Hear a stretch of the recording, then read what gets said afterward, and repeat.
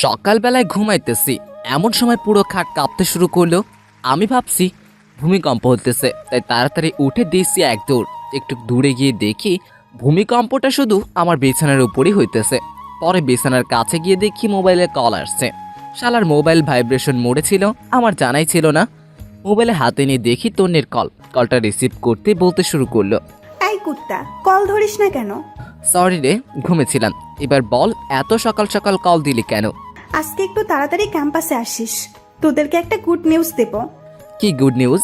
সেটা ক্যাম্পাসে আসলেই দেখতে পারবি। আর সানি, আইমানকে বলে দিস তাড়াতাড়ি আসার জন্য। আমি ফারিয়াকে বলে দিচ্ছি। আচ্ছা ঠিক আছে, এখন ফোন রাখ, আমি ফ্রেশ হব। ওকে। কলটা কেটে দিল। আমি উঠে ফ্রেশ হতে চলে গেলাম। চলেন, ফ্রেশ হতে হতে আপনাদেরকে পরিচয়টা দিয়েই দিই। আমি অপূর্ব, আপাতত স্টুডেন্ট লাইফে আছি। একটু আগে যে কল করেছিল সে হলো আমার বেস্ট ফ্রেন্ড তন্নি। ফ্রেশ হওয়া শেষ, নাস্তা করে ক্যাম্পাসে চলে গেলাম। ক্যাম্পাসে গিয়ে দেখি আমি ছাড়া সবাই বসে আছে।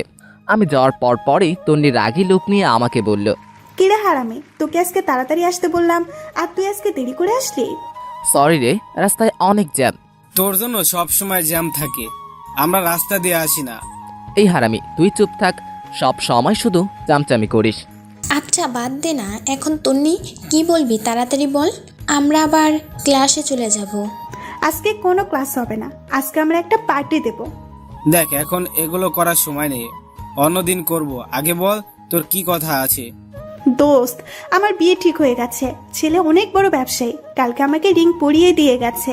তন্নির কথাটা শুনে আমার মাথার উপরে যেন আকাশ ভেঙে পড়লো। কারণ সেই কলেজ লাইফ থেকে তন্নিকে আমি অনেক ভালোবাসি, কিন্তু ফ্রেন্ডশিপ নষ্ট হয়ে যাওয়ার ভয় কখনো বলতে পারিনি। আমি চেয়েছিলাম আগে নিজের পায়ে দাঁড়াই, ভালো একটা চাকরি পাই, তারপর তন্নিকে আমি আমার মনের কথা বলবো। কিন্তু এটা কি হলো, আমি কিছুই ভাবতে পারছি না, আমার মাথা ব্যথা করতেছে। এদিকে সানি, আয়মান এবং ফারিহা তন্নিকে শুভেচ্ছা জানাচ্ছে। আমার নিরাপত্তা দেখে তন্নি বলল, কিরে, তোর আবার কি হয়েছে? তুই খুশি হসনি? আমি তাড়াহুড়ো করে বললাম, আমি অনেক খুশি হয়েছি। তাহলে তুই এভাবে চুপ করে দাঁড়িয়ে আছিস কেন? দোস্ত, তুই সত্যি বিয়েটা করবি? অবশ্যই, এর থেকে ভালো ছেলে আর কোথায় পাবো বল? আর তাছাড়া বিয়ের বয়স হয়ে গেছে। চুপ করে দাঁড়িয়ে রইলাম। আচ্ছা বাদ দে তো, এখন বল বিয়ে কখন? এই তো আগামী শুক্রবার, তোরা সবাই অবশ্যই আসবি। এই নে কার্ড।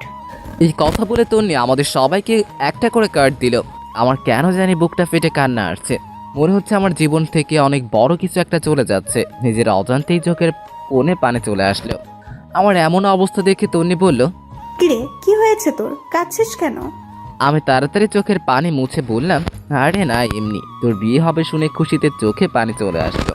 পাগল। আচ্ছা শোন, রায়হান কল দিচ্ছে, আমি একটু বাইরে যাচ্ছি, তোরা থাক। রায়হানটা আবার কে? তোদের দুলাভাই। আচ্ছা থাক, পরে কথা হবে। আল্লাহ হাফেজ। কথাটা বলে তন্নি চলে গেল। আমি অবাক দৃষ্টিতে ওর চলে যাওয়ার দিকে তাকিয়ে আছি। আস্তে আস্তে চোখটা ঝাপসা হয়ে গেল, মনে হয় আবারও পানি এসে জমা হয়ে গেছে। এমন সময় ফারিহা বলল, আচ্ছা আমি ক্লাসে যাচ্ছি, তোরা কেউ যাবি? তুই যা, আমরা একটু পরে আসি। আচ্ছা ঠিক আছে। ফারিহা চলে গেল। তারপর সানি ও আয়মান আমার কাছে এসে বলল, কিরে, ঘটনা কি? কিসের ঘটনা? তোর চোখে পানি কেন? এমনি চোখে পানি চলে আসছে। তুই কি ভাবছিস আমরা কিছুই বুঝতে পারি না? আমরা তোর বন্ধু হয়ে, বুঝলি? এখনো সময় আছে, বলে দে যে তুই তন্নিকে ভালোবাসিস। কি সব বলছিস তোরা? দেখ, এখন এসব নাটক করার সময় নাই। যদি সত্যি ভালোবাসিস তাহলে তাকে বলে দে, কিছুই হবে না, আমরা আসি। আমি আর কোনো কিছু না বলে ক্যাম্পাস থেকে বের হয়ে বাসায় চলে আসলাম। এরপর রুমে গিয়ে শুয়ে পড়লাম। তনির কথা ভাবছি আর চোখ দিয়ে বৃষ্টি পড়তেছে। ওর কথা ভাবতে ভাবতে কখন যে ঘুমিয়ে পড়লাম মনে নেই। ঘুম থেকে উঠে দেখি সন্ধ্যা হয়ে গেছে। সেই 11টা বাজে ঘুমিয়েছি আর এখন সন্ধ্যা। ঘুম থেকে উঠেছি, তনির কথা মাথা থেকে কিছুতেই যাচ্ছে না। এরই মধ্যে আম্মু আমার রুমে আসলো আর বলল, কিরে, এই অবস্থা হয়েছে কেন তোর? কি হয়েছে আমার? চোখ মুখ লাল হয়ে আছে, দেখে মনে হচ্ছে তুই কান্না করেছিস। আরে কি যে বলো না মা, আমি কেন কান্না করব? অসময়ে ঘুমিয়েছি, তাই হয়তো চোখ লাল হয়ে আছে। পানি দিলে ঠিক হয়ে যাবে। আচ্ছা ফ্রেশ হয়ে আয়, আমি চা নিয়ে আসছি। এরপর ফ্রেশ হয়ে চা খেয়ে ছাদে চলে গেলাম। ছাদের এক কোণে গিয়ে বসলাম আর আকাশের যাত্রার দিকে অপলক দৃষ্টিতে তাকিয়ে রইলাম। মনের মধ্যে শুধু তন্নির সাথে কাটানোর সময়গুলি উকি দিচ্ছে। খুব ইচ্ছে করে চিৎকার করে বলি, তন্নি, আমি তোমাকে অনেক ভালোবাসি, কিন্তু পারছি না। মনের মধ্যে অজানা একটা ভয় চেপে রেখেছে। একটু পর দেখলাম তন্নি কল করেছে। কলটা ধরতে ইচ্ছে করছিল না, কয়েকবার দেওয়ার পর রিসিভ করলাম। কিরে, তুই কল রিসিভ করছিস না কেন? একটু ব্যস্ত ছিলাম, কি বলবি বল। শোন দোস্ত, কালকে আমরা শপিং করতে যাব, তুইও আমাদের সাথে যাবি। সরি রে, আমি পারবো না, তুই সানি অথবা আইমানকে নিয়ে যা, তাছাড়া ফারিহা তো তোর সাথেই আছে। ওরা কেউ যাবে না, প্লিজ তুই চল। দেখ, আমার একটু কাজ আছে, আমি যেতে পারবো না। আমি এত কিছু বুঝি না, তুই আমাদের সাথে যাবি। এই কথা বলে কলটা কেটে দিল। এমনিতে ওর জন্য অনেক কষ্ট হচ্ছে, এর মধ্যে যদি শপিংয়ে যাই তাহলে মাথা খারাপ হয়ে যাবে। মাথায় কিছুই ঢুকছে না, যা হওয়ার তা পরে হবে। আমি কালকেই তন্নিকে আমার মনের কথা বলে দিব। পরের দিন ঘুম ভাঙলো তন্নির কলে। মোবাইলটা হাতে নিয়ে দেখি 20টা কল দিয়েছে। তাড়াতাড়ি ঘুম থেকে উঠে একটা টেক্সট পাঠালাম, আমি আসছি। সারাদিন তন্নির সাথে শপিং করলাম, কথাগুলো বলতে চেয়েও পারলাম না, কেমন জানি অস্বস্তি লাগছে। তন্নির দিকে খেয়াল করলাম, দেখলাম ও অনেক খুশি। এখন কথাগুলো কিভাবে বলবো, যদি ফ্রেন্ডশিপটাই নষ্ট করে ফেলে। আমি আর কিছু না বলে বাসায় চলে আসলাম। চিন্তা করলাম এখানে আর থাকবো না, চোখের সামনে তন্নিকে অন্য কারো হাতে তুলে দিতে পারবো না। মনে মনে সিদ্ধান্ত নিলাম তন্নিকে সব খুলে বলবো। যদি সে রাজি হয় তাহলে এখানে থেকে যাব, আর না হলে দেশের বাইরে চলে যাব। তাড়াতাড়ি করে আম্মুর কাছে গেলাম, গিয়ে বললাম, আম্মু আমি দেশের বাইরে চলে যাব, এখানে আর পড়ালেখা করব না। তুই না বলেছিলি এখানে বন্ধু বান্ধবদের সাথে থাকবি, বাইরে যাবি না? সেটা আগে বলেছি, এখন আমি আর দেশে থাকবো না। তুমি আব্বুকে ভিসা প্রসেসিং করতে বলো, আমি শুক্রবারের আগেই চলে যেতে চাই। এত তাড়াতাড়ি কি হবে, সময় লাগবে। এত কিছু আমি জানি না, আমি শুক্রবারের আগেই যেতে চাই। আচ্ছা, তোর আব্বু বাসায় আসুক, আমি তার সাথে কথা বলবো। এরপর আমি আর কিছু না বলে সোজা নিজের রুমে চলে গেলাম। বসে বসে ভাবতে লাগলাম, তন্নি কি আমাকে মেনে নিবে নাকি আমাদের বন্ধুত্বটাই নষ্ট করে দিবে। যেটা হবে হোক, আমাকে বলতেই হবে। এইভাবে 2 দিন কেটে গেল। তন্নির বিয়ের তারিখ চলে আসলো। বৃহস্পতিবার বিকেল বেলায় সানি আর আইমান আমাদের বাসায় এসে বসে আছে, কারণ একসাথে তন্নির হলুদে যাবে বলে। আমার মোবাইল বন্ধ দেখে বাসায় চলে আসছে। সানি আইমান দুজনে বসে বসে বাবার সাথে কি যেন আলাপ করতেছে। আমি সেখানে যাওয়ার সাথে সাথে আমাকে দেখে সবাই চুপ হয়ে গেল। তারপর বাবা আমাকে বলল, তন্নির বিয়ে আগে বলতি, তোর ফ্লাইট কয়েকদিন পরে করতাম। আমি কিছু না বলে উঠে চলে যাচ্ছিলাম, এমন সময় বাবা বলে উঠল, শোন, কোথায় যাচ্ছিস? বাবা ওদের সাথে যাচ্ছি। আচ্ছা যা, তাড়াতাড়ি আসিস, কথাটা যেন মাথায় থাকে। সানি আর আইমান আমাদের কথা শুনে হাঁ করে এক দৃষ্টিতে তাকিয়ে আছে, হয়তো ভাবতেছে এত অল্প সময় কিভাবে কি করলাম এবং ওদের না জানিয়ে। এরপর আমি রেডি হয়ে ওদের সাথে তন্নিদের বাসায় চলে গেলাম। ওইখানে যাওয়ার পরে আমাদের আরও অনেকগুলো বন্ধুকে দেখলাম। সানি আর আইমান ব্যস্ত হয়ে গেছে, আমি একপাশে গিয়ে বসে আছি আর তন্নিকে খুঁজছি, কিন্তু দেখছি না। মনে হয় সাজতেছে। একটু পর তন্নি বের হয়ে আসলো, সাথে আরও কয়েকজন মেয়ে ছিল। আজকে তন্নিকে অনেক সুন্দর লাগছে, যে কেউ দেখলেই প্রেমে পড়ে যাবে। আমারও আর ব্যতিক্রম কিছুই হলো না। তন্নির দিকে হাঁ করে তাকিয়ে রইলাম। কিছুক্ষণ পর তন্নির ধাক্কায় বাস্তবে ফিরে আসলাম। কিরে, এইভাবে হা করে কি দেখছিস? কিছু না তন্নি, তোর সাথে আমার কিছু সিরিয়াস কথা আছে। কি কথা বল। এখানে না, সাদে চল। এখন সাথে যাব? আচ্ছা ঠিক আছে, চল। তারপর আমি আর তন্নি সাদে চলে গেলাম। সাদে গিয়ে আমি চুপচাপ দাঁড়িয়ে রইলাম। আমার নীরবতা দেখে তন্নি বলল, কিরে চুপ কেন, কি বলবি তাড়াতাড়ি বল, আমার নিচে অনেক কাজ আছে। তন্নি তোকে আমি ভালোবাসি, যেদিন তোকে প্রথম দেখেছি সেদিন থেকে। আর তোর আর আমার ফ্রেন্ডশিপ নষ্ট হয়ে যাওয়ার ভয়ে আমি এতদিন কিচ্ছু বলিনি। দেখ, এখন মজা করার সময় না, কি বলবি বল, আমি নিচে চলে যাচ্ছি। তন্নি বিশ্বাস কর, আমি তোকে সত্যি অনেক ভালোবাসি। দেখ, ফাজলামি বন্ধ কর, নাটক দেখতে দেখতে তুইও নাটক শুরু করে দিয়েছিস। সত্যি তোকে আমি অনেক ভালোবাসি তন্নি, তোকে ছাড়া আমার জীবন কল্পনা করতে পারি না। প্লিজ তুই বিয়েটা বন্ধ করে দে। দেখ, তোর ড্রামা বন্ধ কর, কালকে আমার বিয়ে আর তুই বলছিস বিয়ে বন্ধ করে দিতে। ছি, তুই এত নিচু আগে জানতাম না, তুই জাস্ট আমার ফ্রেন্ডের চাইতে বেশি কিছু না। আমি তোকে অনেকবার বলতে চেয়েও বলতে পারিনি, আমি সত্যি বলছি রে, আমি তোকে অনেক ভালোবাসি। এই কথাটা বলে আমি তন্নির গালে একটা কিস বসিয়ে দিলাম, আর সেই রাগে ভাবে আমার দিকে তাকে অনেক জোরে একটা ধাক্কা দেয় এবং ঠাস ঠাস করে 2 গালে চড় বসিয়ে দেয়, আর বলতে থাকে, সে আমার ভাবতেই অবাক লাগে, আমি তোর মতো ছেলের সাথে ফ্রেন্ডশিপ করেছি, তাও আবার বেস্ট ফ্রেন্ড। চুপ করে রইলাম। কালকে আমার বিয়ে আর তুই আজকে এসেছিস আমাকে প্রপোজ করতে, তোর কি একটু লজ্জা শরম নেই নাকি? তুই আমার কথাটা একবার শোন। তোর কোনো কথা আমি শুনবো না, তুই এখনই আমাদের বাসা থেকে চলে যা, তোকে যেন আর কোনো দিন আমার সামনে না দেখি। তোর আর আমার ফ্রেন্ডশিপ এখানেই শেষ। আজ থেকে কোনো ধরনের যোগাযোগ করার চেষ্টা করবি না। তন্নি প্লিজ আমার কথাটা শোন। তোর সাথে আমার কোনো কথা নেই, তুই এখান থেকে চলে যা, না হয় গলা ধাক্কা দিয়ে বের করে দেব। আমি আর কোনো কথা না বলে চোখ মুছতে মুছতে সেখান থেকে বের হয়ে চলে আসলাম। বাসায় এসে রেডি হয়ে বাবা আর আমি এয়ারপোর্টের উদ্দেশ্যে রওনা দিলাম। সানি আর আয়মানকে কিছু জানালাম না। এরপর এয়ারপোর্টে বাবার কাছ থেকে বিদায় নিয়ে চলে গেলাম দেশ ছেড়ে। অনেক কষ্ট হয়েছিল প্রিয় মানুষদের জন্য, কিন্তু আমি এখানে থাকলে হয়তো আরও বেশি কষ্ট পাবো। চলে যাওয়ার আগে নিজের ভার্চুয়াল জগতের সব কিছু ডিলিট করে দিলাম, একটা নাম্বারও ওপেন রাখলাম না। সেখানে গিয়ে কিছুদিন মন খারাপ করে বসেছিলাম। পরে নতুন ক্যাম্পাস, নতুন বন্ধু পেয়ে তনির কথা প্রায় ভুলেই গেলাম এবং আস্তে আস্তে নিজেকে মানিয়ে নিলাম। দেখতে দেখতে প্রায় 2 বছর চলে গেল। আমার পড়ালেখাও শেষ। চিন্তা করলাম এখানেই একটা চাকরি করব, কিন্তু সেটা আর হলো না। আব্বু আম্মু কল দিয়ে কান্না করতেছে। আব্বুকে অনেকবার বলেছি আমি এখানে একটা চাকরি করব, কিন্তু আব্বু বলল নিজেদের ব্যবসা দেখাশোনা করার জন্য। সেদিন রাতে বসে বসে ল্যাপটপ নিয়ে কিছু কাজ করছি, এমন সময় বড় খালা আসলো। আমি বিদেশে বড় খালার বাসায় ছিলাম আর এখানে থেকেই পড়ালেখা করেছিলাম। আমার রুমে খালাকে দেখে বললাম, খালামণি ঘুমাওনি এখনো? না রে বাবা, ঘুম আসে না। তুই কি করছিস? কিছু না খালামণি, একটু কাজ করতেছি। কিছু বলবে? বাবা, একটা কথা বলতাম, যদি তুই অনুমতি দিস। আরে কি আজব, আমার সাথে কথা বলতে তোমার অনুমতি লাগবে নাকি? বলো কি বলবে। দেখ বাবা, আমার কোনো সন্তান নাই, তুই আমার নিজের সন্তানের মতো। তুই যেদিন এখানে এসেছিলি সেদিন আমি কি পরিমাণে খুশি হয়েছি বলে বোঝাতে পারবো না। আমি ভাবছি তোকে সারা জীবনের জন্য আমার কাছে রেখে দিব, কিন্তু সেটা অসম্ভব। কেন অসম্ভব? আমি তোমাকে ছেড়ে কোথাও যাব না। আর তোমার সন্তান নাই কে বলেছে? আমি তো তোমার সন্তান। কাল রাত্রে তোর আম্মু কল করেছিল। কি বলেছে? অনেক অসুস্থ, সারাদিন বাসায় থাকতে থাকতে অনেক কষ্ট হয়। তোর বাবা সারাদিন বাইরে বাইরে থাকে, তাই আমি বলছি তুই দেশে চলে যা, তোর মায়ের কাছে থাক, আর একটা ভালো মেয়ে দেখে বিয়ে কর। তোর মা বাবা অনেক খুশি হবে। খালামণির সবকিছু ঠিক আছে, কিন্তু আমি দেশে যাচ্ছি না, অ্যান্ড বিয়ে তো ইম্পসিবল। এরপর খালামণি আমার হাত ধরে বলল, প্লিজ বাবা, এমন করিস না। তোর মা বাবার কথা একবার চিন্তা কর। ওদের কি ইচ্ছে করে না ছেলের বউয়ের সাথে সময় কাটাতে, নাতিদের সাথে একটু খেলা করতে? প্লিজ বাবা, তুই দেশে ফিরে যা। প্রয়োজনে মাঝে মাঝে এখানে আসিস, কিছুদিন থাকবি, ঘুরবি, ভালো লাগবে। প্লিজ বাবা, না করিস না। খালামণি এই কথাটা বলেই আমার হাতে একটা টিকিট ধরিয়ে দিল। আমি অবাক হয়ে জিজ্ঞেস করলাম, খালামণি এটা কখন করলে? তোর এত কিছু জানার দরকার নেই। আর শোন, আমি কিছু জিনিস কিনে রেখেছি, ওগুলো নিয়ে যাবি। এখন ঘুমা। পরের দিন সবকিছু রেডি করে খালামণির থেকে বিদায় নিয়ে চলে আসলাম দেশে। বাবা মা আগে থেকেই এয়ারপোর্টে ছিল। আমাকে দেখেই কান্না শুরু করে দিল।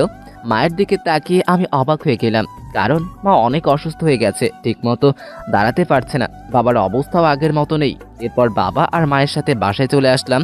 বাসায় এসে খাবার খেয়ে ঘুমিয়ে পড়লাম। ঘুম থেকে উঠে আগের সিম কার্ডটা আবার ওপেন করলাম। কল আর মেসেজে এসে পুরো সিম ফুল হয়ে গেছে। তবে একটা জিনিস দেখে খারাপ লাগলো, টুন্নি কত দূরের কথা, একটা মেসেজও দেয়নি। হয়তো অনেক খুশিই আছে, তাই আমাকে আর প্রয়োজন মনে করেনি। চোখের কোণে পানি এসে জমা হয়ে গেল। এরপর আমি সানির নাম্বারে কল দিলাম। কয়েকবার দেওয়ার পর কল ধরে সানি বলতে শুরু করলো, কিরে তুই বেঁচে আছিস? কেন, মরলে খুশি হতি নাকি? এই শালা কথা বলবি না তুই, তোর সাথে কোনো কথা নাই, আমি তোর কেউ না। প্লিজ ভাই রাগ করিস না, তোকে আমি সবকিছু বলবো। কিছু বলতে হবে না তোর, তুই তোর মতো থাক। আচ্ছা শোন, বিকেলে কফি শপে আয়, তোদের সাথে দেখা করব, আর কিছু কথাও আছে। আয়মান আর ফারিহাকে কষ্ট করে বলে দিস। আচ্ছা ঠিক আছে। এই কথা বলে কলটা কেটে দিলাম। বিকেল বেলায় বের হয়ে কফি শপের দিকে রওনা দিলাম। রাস্তাঘাট সবকিছু কেমন যেন চেঞ্জ হয়ে গেছে। কিছুক্ষণ পর কফি শপে এসে গেলাম। এসে দেখি সবাই বসে আছে। আজকেও আমার লেট হয়ে গেছে। আমাকে দেখেই দৌড়ে এসে জড়িয়ে ধরলো। তারপর 3 জন মিলে কিল আর ঘুষি দিতে লাগলো। এতদিনের জমানো সবগুলো একসাথে দিয়ে দিল। ওদের সাথে কৌশল বিনিময় করলাম। তারপর আমি সানিকে বললাম, তোর কি অবস্থা, চাকরি বাকরি কিছু করিস নাকি? আমি আর ফারিয়া একটা প্রাইভেট কোম্পানিতে জব করি। গুড। আয়মান তুই কি করিস? কি আর করব, বাবার সাথে ব্যবসা নিয়ে আছি। তুই কি করবি, দেশে থাকবি না? না আবারও উদা হয়ে যাবি? আরে না, তোদের ছেড়ে আর যাচ্ছি না। তোর বউ কোথায়? আরে আমি এখনো বিয়েই করিনি, তবে আব্বুর বন্ধুর মেয়ের সাথে বিয়ে ঠিক করেছে। ওর পড়ালেখা শেষ হলে তারপরে বিয়ে। আচ্ছা ভালো। তোদের দুজনের কি অবস্থা? সানি আর ফারিহাকে বললাম। দেখি দুজন দুজনের দিকে তাকিয়ে হাসতেছে। তারপর আয়মান বলল, হামা ওরা নিজেরা সারাই ফেলছে। কি তোরা এই কাজ করলি? যাক, খুশি হলাম। সারা জীবন একসাথে ছিলি আর থাকবি, ভালোই হয়েছে। তো তুই কবে করছিস? আমার মতো ছেলেকে কে মেয়ে দিবে বল? দূর ফাজলামি করিস না। এই তন্নি কেমন আছে রে? মনে হয় অনেক সুখে আছে, তাই না? এই কথা শোনার পর ওরা তিনজন একে অপরের দিকে তাকাতে লাগলো। এরপর আয়মান বলল, আসলে তন্নির বিয়ে হয়নি। মানে মস্করা করছিস তাই না? দেখ, জোকস একদম ভালো লাগে না।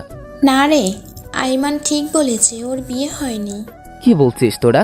বিয়ে হয়নি কেন? তুই তো সেদিন চলে গিয়েছিলি, থাকলে তুইও দেখতি কেন বিয়ে হয়নি। এত কথা না বলে কেন বিয়ে হয়নি সেটা বল। আসলে রায়হান ছেলেটার সাথে অন্য একটা মেয়ের রিলেশন ছিল, বিয়ের দিন ওই মেয়েকে নিয়ে পালিয়ে যায়। তারপর আর কি, ওরা বিয়েটা ভেঙে দিল। তন্নির বাবা ওদের হাতে পায়ে ধরেছে, কিন্তু কোনো লাভ হয়নি। পরে আমরাও তোকে অনেক খুঁজেছি, কিন্তু তুই চলে গিয়েছিলি। তন্নির বাবা আমাকে অনেকবার বলেছে তন্নিকে বিয়ে করার জন্য, কিন্তু আমি বিয়ে করিনি, শুধু একমাত্র তোর কথা ভেবে। কারণ তুই পরে বুঝবি আমি আর তন্নি চিট করে বিয়ে করেছি। আরে ধুর, এইসব কেন বলছিস? আমি কিছুই বলতাম না, তুই বিয়েটা করে ফেলতি। না বন্ধু, সেটা হয় না। এরপর ফারিহা বলল, সেদিন থেকে তন্নি পাথরের মতো হয়ে গেছে, ঠিক মতো খায় না, ক্যাম্পাসে যায় না, আমাদের সাথে মিশেও না, দরকার ছাড়া কোনো কথাও বলে না, সারাদিন জ্বালানার গ্রিল ধরে দাঁড়িয়ে থাকে। ওর আর বিয়ের জন্য প্রপোজাল আসেনি? আসলে কিন্তু সে করবে না, আমাদের বিয়ের সময় ও এসে গিফট দিয়ে চলে গেল। তন্নি কি এখন এখানেই থাকে না চলে গেছে? না, আগের বাসায় আছে। আমি একটু ওর সাথে কথা বলবো, তোরা যাবি আমার সাথে? আজকে তো সময় নেই, কালকে বিকাল বেলায় ফ্রি আছি, কালকে চল যাই। আচ্ছা ঠিক আছে। সবাই মিলে আরো কিছুক্ষণ আড্ডা দিলাম। তারপর ওদের কাছ থেকে বিদায় নিয়ে আমি বাসায় চলে আসলাম। শুয়ে শুয়ে চিন্তা করতেছি, ওর বাবা মায়ের কাছে বিয়ের প্রস্তাব দিলে কেমন হয়। ইস, আমি যদি সেদিন থাকতাম, এতদিনে আমাদের বাচ্চাও বড় হয়ে যেত। এসব ভাবতে ভাবতে ঘুমিয়ে পড়লাম। পরের দিন আমরা চারজন ওদের বাসায় গেলাম। দরজার সামনে গিয়ে কলিং বেল বাজালাম। কিছুক্ষণ পর ওর মা এসে দরজা খুলে দেয়। আমাদের দেখে উনি অনেক খুশি হন। আমাকে দেখে বললেন, আরে অপূর্ব, তুমি এতদিন পরে কোথা থেকে আসলে? এতদিন কোথায় ছিলে বাবা? আন্টি, আমি তো দেশে ছিলামই না। ও আচ্ছা, এই দাঁড়িয়ে কেন, আসো, সবাই ভেতরে আসো। তারপর আমরা সবাই ভিতরে গেলাম। কিছুক্ষণ বসে আন্টির সাথে গল্প করলাম, কিন্তু তন্নিকে কোথাও দেখছি না। আমি ফারিহাকে ইশারায় বললাম তন্নিকে দেখতে। সে উঠে তন্নির রুমে গেল, কি অনেকক্ষণ পর আসলো। তারপর আমি বললাম, কিরে, ও বাসায় নেই? আছে ভিতরে, এখানে নাকি আসবে না, তুই কথা বললে ভিতরে যা। এরপর আমি উঠে চলে গেলাম ভিতরে। গিয়ে দেখি তন্নি জানালার গ্রিল ধরে দাঁড়িয়ে আছে। আমি অনেকক্ষণ পর পিছনে দাঁড়িয়ে রইলাম। কেমন জানি নার্ভাস লাগতেছে, কিন্তু ওর কোনো নাড়াচড়া নেই। তারপর আমি একটা কাশি দিলাম, দেখলাম পিছনে তাকালো। এরপর সে বলল, কিরে, কখন আসছিস? এই তো কিছুক্ষণ হলো। কেমন আছিস তুই? ভালো। তুই এখানে কেন আসছিস? কথাটা শুনে অনেক খারাপ লাগলো। কতদিন পরে দেখা হলো, জিজ্ঞেস করবে আমি কেমন আছি, তা না করে বলছে তুই এখনো কেন আসছিস। আমি বললাম, এখনো রাগ করে আছিস? সেদিনের জন্য আমি অনেক সরি। আমি কারোর উপরে রাগ করি না, সেই অধিকার আমার নেই। এতদিন কোথায় ছিলি? বিদেশে। তা এখন এখানে কেন এসেছিস? তোকে দেখতে। দেখা হয়ে গেছে, এখন যা। কেন, তোর কি বিরক্ত লাগছে নাকি? তুই রুম থেকে বের হলে আমি খুশি হব। প্লিজ এখান থেকে যা। আমি আর কিছু না বলে সোজা বাইরে চলে আসলাম, একরকম অপমানিত হয়ে। এরপর আন্টি নাস্তা নিয়ে আসলো। আমরা নাস্তা খেতে খেতে কথা বলতেছি। এরপর আমি আন্টিকে বললাম, আন্টি একটা কথা বলতাম, যদি কিছু মনে না করেন। বাবা বলো।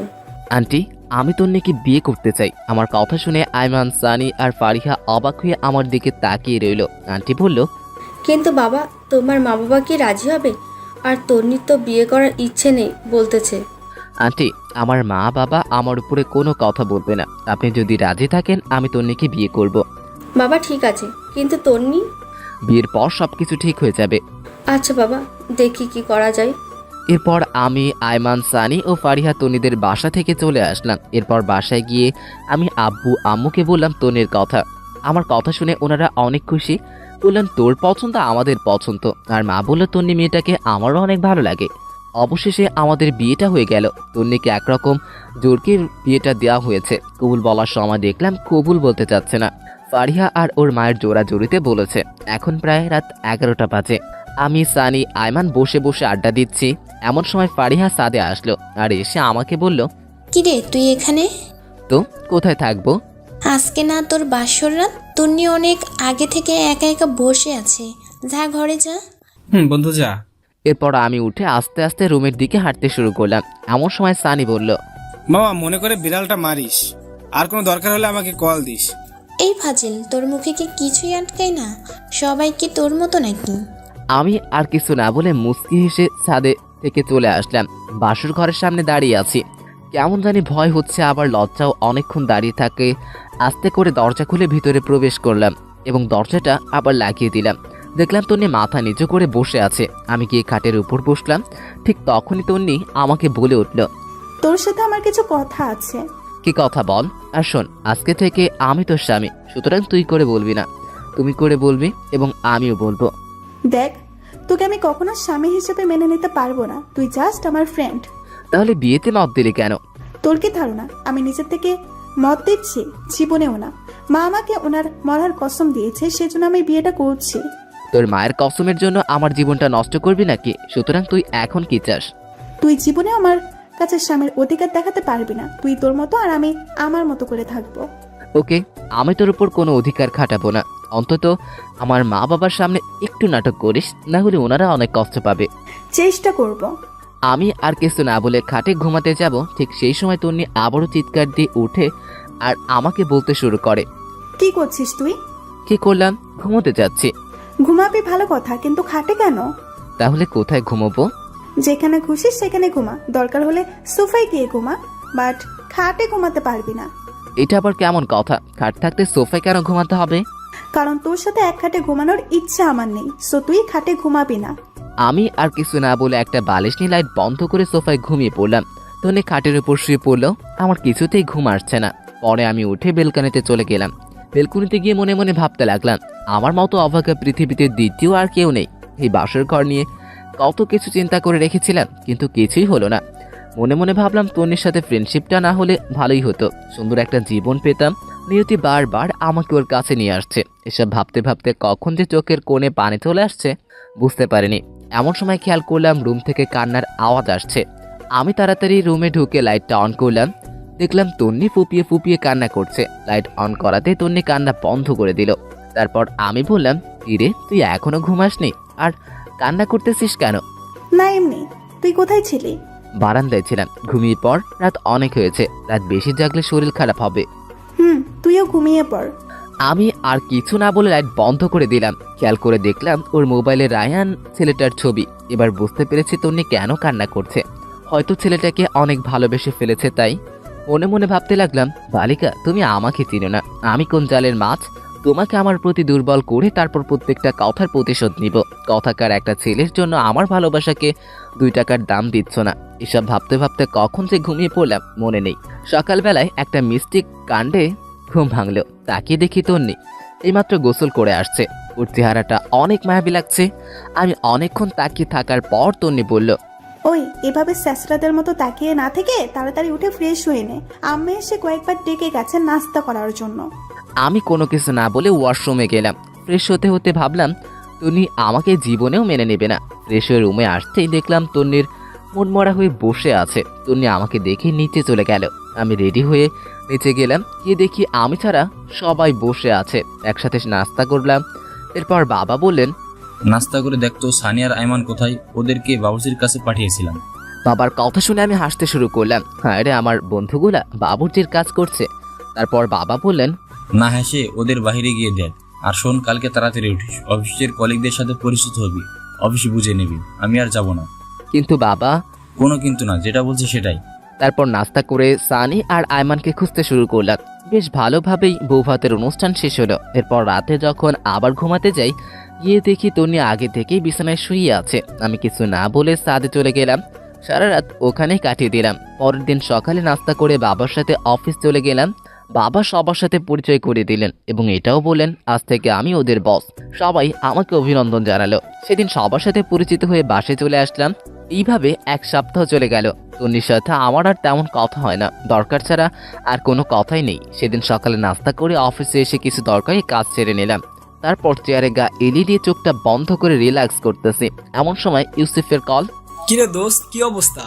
বিয়ে করে তো আমাদের ভুলে গেলি। আরে না, কি যে বলিস, তোদেরকে কেন ভুলবো? দোস্ত, তোর বিয়েতে আসতে পারিনি, আম্মু অসুস্থ ছিল, কিছু মনে করিস না।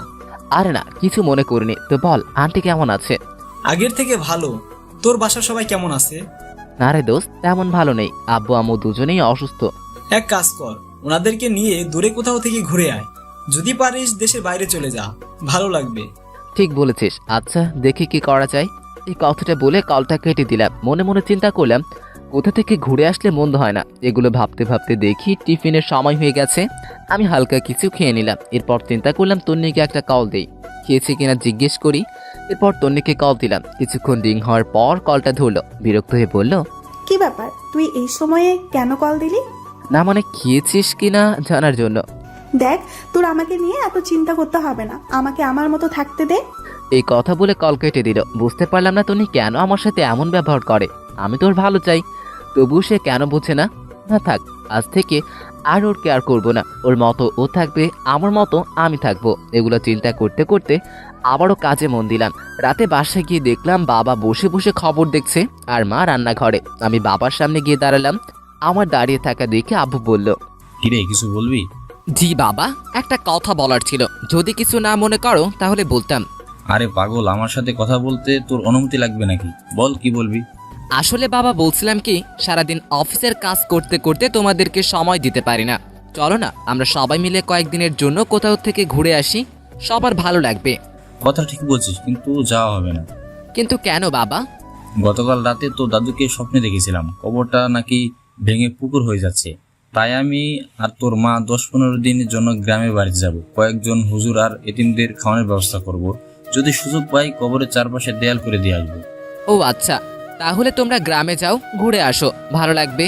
এই কথা বলে আমি রুমের দিকে চলে যাচ্ছি। এমন সময় আবার বাবা ডাক দেয়, শোন, তোর সাথে আমার কিছু কথা আছে। কি কথা বাবা বলো? বলছিলাম কি, তোর বিয়ের পর তো কোথাও ঘুরতে যাসনি, তুন্নি একা বাসায় বসে থাকে। তাই বলছি কি, তুই আর তুন্নি কোথাও থেকে ঘুরে আয়। না বাবা, তোমরা না গেলে আমরাও যাব না। আরে পাগল, আমরা যে কয়েকদিন গ্রামে বাড়িতে আছি সেই কয়েকদিন কোথাও থেকে ঘুরে আয়, ভালো লাগবে। কিন্তু বাবা অফিস? আমি ম্যানেজারকে বলেছি, সে দেখবে। আর শোন, তোর বড় খালার ওখানে চলে যা, তুই গেলে উনিও খুশি হবে। ওনার সাথে কথা বলে আমি সব ঠিক করে রেখেছি। তোর মায়ের কাছে তোদের দুজনের টিকিট রেখে দিয়েছি। এইগুলো আবার কখন করলে? এত কিছু জানার দরকার নেই, পরশু তোদের ফ্লাইট। আমি আর কোনো কথা না বলে মুচকি হাসি দিয়ে রুমে চলে গেলাম। আর মনে মনে ভাবতে লাগলাম, তন্নি কি রাজি হবে? যেই মেয়ে বিয়ের দিন রাতে আমাকে বলে স্বামী হিসেবে মেনে নিতে পারবে না, সে কি রাজি হবে বাইরে হানিমুনে ঘুরতে যেতে? ধুর, যা হবার তা পরে হবে। আগে কিছু খেয়ে নেই, অনেক খিদা লাগছে। তারপর হালকা নাস্তা করে নিলাম। কিন্তু তন্নিকে দেখছি না কোথাও। রান্নাঘরে গেলাম, সেখানেও নেই। আম্মুকে জিজ্ঞেস করলাম, আম্মু তন্নিকে দেখছি না, ও কোথায় গেছে? তন্নি একটু বাপের বাড়ি গেছে। আমিও আর না করিনি, সারাদিন বাসায় বসে থাকি। বাইরে থেকে ঘুরে আসলে মনটা একটু হালকা হবে। আর আমি তন্নিকে বলে দিয়েছি তুইও আজকে ওদের বাসায় যাবি, রাতটা ওখানে কাটাবি। সকাল হলে তন্নিকে নিয়ে বাসায় চলে আসবি। ধুর, আমি গিয়ে কি করব? এই তুই কি পাগল? মেয়েটা একা একা ওখানে গেছে, আর যদি একা একা আসে তাহলে ওদের বাসার সবাই কি ভাববে? আচ্ছা, আমি সকালে গিয়ে নিয়ে আসব। সকালে মানে? এখন যাবি? তুই যা, রেডি হয়ে আয়। কি আর করার, শেষ পর্যন্ত রেডি হয়ে ওদের বাসায় রওনা দিলাম। তন্নিকে অনেকবার কল দিলাম, কিন্তু সে কল ধরছে না। তারপর আমি আয়মান আর সানির সাথে চ্যাটিং করতে করতে ওদের বাসার সামনে চলে আসলাম। গাড়ি থেকে নেমে ওদের বাসার সামনে গিয়ে দাঁড়ালাম। তখন রাত প্রায় 9টা বাজে। তারপর ভিতরে গেলাম। আমাকে দেখে শ্বশুর শাশুড়ি অনেক খুশি হলেন। তাদের সাথে অনেকক্ষণ কথা বলে নিলাম। এরপর শাশুড়ি আম্মা বললেন, যাও বাবা, রুমে যাও। তন্নি রুমে আছে, ওখানে গিয়ে ফ্রেশ হয়ে নিচে আসো, আমি খাবার রেডি করছি। আচ্ছা ঠিক আছে। এই কথা বলে আমি তন্নির রুমের দিকে হাঁটা দিলাম। ওর দরজার সামনে গিয়ে শুনতে পেলাম রুম থেকে অনেক জোরে হাসির শব্দ আসছে। সবার থেকে ওর হাসিটা আলাদা, অনেকদিন পর সে হাসছে। আমি বাইরে থেকে উকি দিয়ে দেখলাম ওর কয়েকজন কাজিন বসে বসে গল্প করছে। তাদের মধ্যে একজন আমাকে দেখে ফেলে, তারপর বলে, আরে দুলা ভাই, আপনি আসছেন? আমরা আপনার কথাই বলছিলাম, আসুন ভিতরে আসুন। তারপর আমি ভিতরে গিয়ে অনেকক্ষণ তাদের সাথে গল্প করলাম। এরপর ওরা সবাই চলে গেল।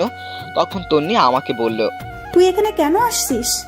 মানে কি, তোর বাসায় আসার জন্য মনে হয় আমার টাকা পড়ছে। আম্মু আমাকে আসতে বলেছে। তন্নি মুখ বিরক্ত নিয়ে কিছু একটা বলতে যাবে, এমন সময় শাশুড়ি আম্মা এসে আমাদেরকে ডেকে নিয়ে গেলেন খাবার খাওয়ার জন্য। কিছু না বলে সোজা খেতে চলে গেলাম। খাবার টেবিলে বসে তো অবাক, এত খাবার! আসলে শ্বশুরবাড়ির রসের হাড়ি, সবগুলো খাবার আমার পছন্দের। এরপর খাবার শেষ করে রুমে এসে বিছানায় শুয়ে পড়লাম। কিছুক্ষণ পর তন্নি রুমে আসলো আর এসেই চেঁচামেচি শুরু করে দিল। কি রে, তুই বিছানায় শুয়ে আছিস কেন? তো কোথায় ঘুমোবো? তোর রুমে তো সোফা নেই। সোফা নেই তো কি হয়েছে, ফ্লোর আছে না, ফ্লোরে শুয়ে পড়। মানে? ফ্লোরে শুয়ে পড়বো মানে? এত মানেটা না বুঝি না আমি, তোর সাথে এক বিছানায় ঘুমাতে পারবো না। কেন ঘুমাতে পারবি না? শোন, বিয়েটা যেভাবেই হোক এখন আমি তোর স্বামী, আর তোর ভয়ের কিছু নেই। আমি তোমায় কিছুই করব না। সেটা যদি না হয় তাহলে তুই নিজে ফ্লোরে শুয়ে পড়। ফ্লোরে আমার ঘুম আসে না। আমার খুব বিরক্ত লাগতেছে মেয়েটার কর্মকাণ্ড দেখে। ইচ্ছে করছে কানের নিচে দুইটা দিয়ে দিই। এরপর সে আবার বলতে শুরু করলো। এই শোন, এটা আমার রুম, সো বিছানাটাও আমার বিছানায় আমি ঘুমাবো। তো কি হয়েছে, ভুলে গেছিস এতদিন আমার বিছানায় ছিলি আর আমি সোফায় ছিলাম? আমি নিজের ইচ্ছাই ঘুমাইনি, তুই বলেছিস আমি বিছানায় ঘুমাতে। ধুর, এই ফালতুর সাথে কথা বলে পারা যাবে না, তাই আমি নিজেই ফ্লোরে শুয়ে পড়লাম। শুয়ে শুয়ে ভাবছি, তন্নি যদি কালকে আমাদের বাসায় যাওয়ার পর শোনে যে আমি হানিমুনে যাওয়ার ব্যবস্থা করে আসছি, তখন কি করবে? এসব ভাবতে ভাবতে দেখলাম ফকিন্নি খুব আরাম করে ঘুমিয়ে আছে। মনে মনে বললাম, তন্নি তুই হয়তো জানিস না আমি কি জিনিস। তোকে আমি এমন সোজা করব যে তুই আমাকে ছাড়া কিছুই বুঝবি না। এইসব ভাবতে ভাবতে কখন যে ঘুমিয়ে পড়লাম মনে নেই। খুব সকালবেলায় ঘুমটা ভেঙে গেল। ঘুম থেকে উঠতে যাব এমন সময় দেখি পুরো শরীর ব্যথা করছে। করারও কথা, সারা রাত ফ্লোরে শুয়েছিলাম, তাই একটু বেশি ব্যথা করছে। খাটের উপর তাকিয়ে দেখি তন্নি খুব আরামে ঘুমিয়ে আছে। ঘুমন্ত অবস্থায় দেখতে ওকে একদম বাচ্চাদের মতো লাগে।